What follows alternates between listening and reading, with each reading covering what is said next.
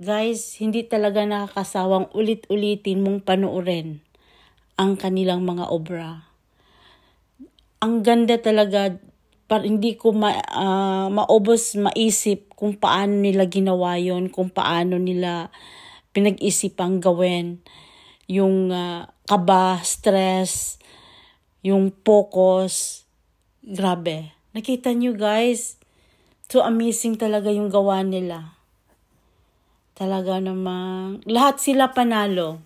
Kung tutuusin, lahat sila panalo dahil talagang binigay yung the best. Yung best talaga nila. Kita mo yan guys, oh. Ang ganda. Paano nila ginawa yan?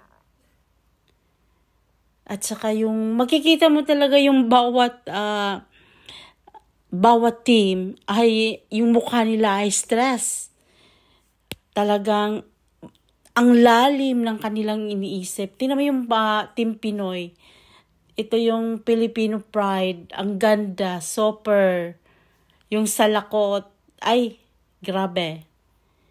Tapos, ito din, tingnan nyo guys. Wow. Lahat magaganda. Lahat sila panalo para sa akin. Lahat sila panalo. Dahil puro maganda. Talagang nakaka-appreciate talaga yung likha ng isang tao, yung isip ng isang tao, yung illustration, imagination ng isang tao. Look at that. Ay grabe. Tingnan nyo guys, ang ganda. Kaya din naman nanalo ang Japan. Maganda ang Japan. Lahat, basta sa lahat naman sila maganda eh.